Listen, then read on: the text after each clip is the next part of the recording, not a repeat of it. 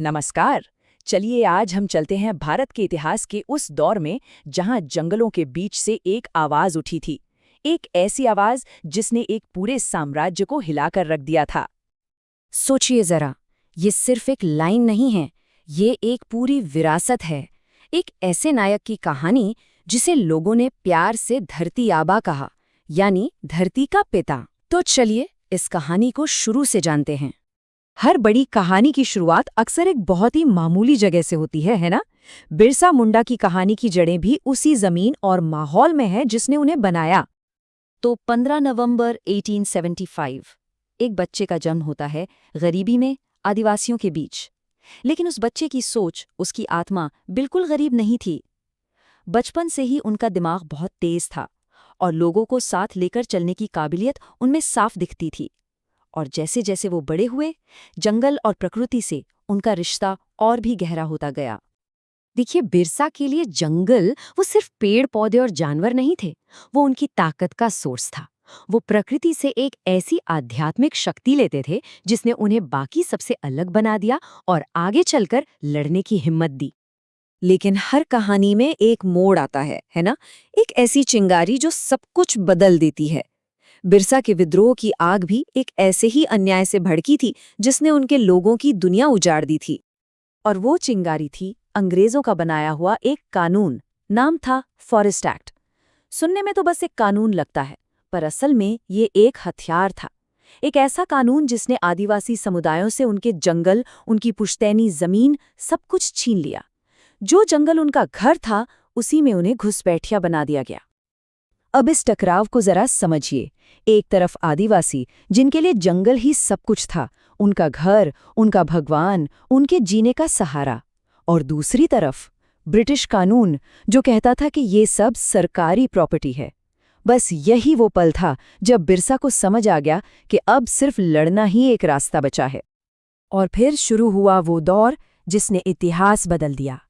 बिरसा अब सिर्फ एक इंसान नहीं रहे, वो एक आंदोलन बन गए, हजारों लोगों के नेता। इस आंदोलन का नाम था उलगुलान, मतलब द ग्रेट टुमल्ट, एक महान विद्रोह। ये सिर्फ गुस्से का इजहार नहीं था, ये अपने लोगों की आज़ादी, उनकी जमीन और उनके सम्मान को वापस पाने की एक ललकार थी। तो ये ललकार कितनी बड़ी थी?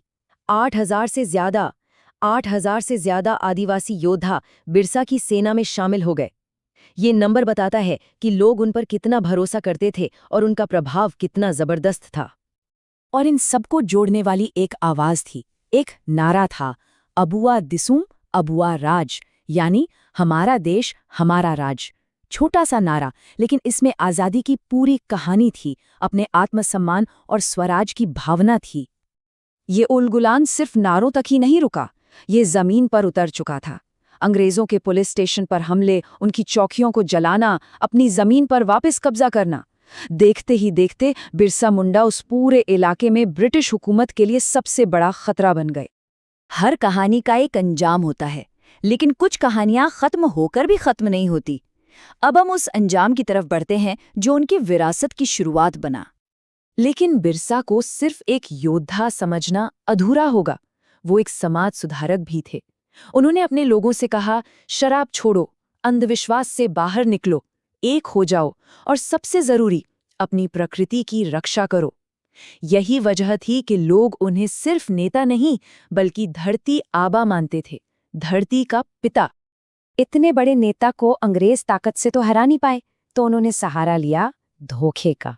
उन्हें पकड़ लिया गया, लेकिन उनकी आंखों में आग और दिल में विश्वास, वो कैद नहीं कर पाए। और फिर 9 जून 1900 रांची जेल में उनकी मौत हो गई। वो सिर्फ 25 साल के थे। सरकारी रिकॉर्ड कुछ और कहते हैं, पर उनकी मौत आज भी एक रहस्य है। शायद इसलिए क्योंकि अंग्रेज जानते थे कि बिरसा मुंडा जिंदा या मुर्दा दोनों ही रूप में खतरनाक थे।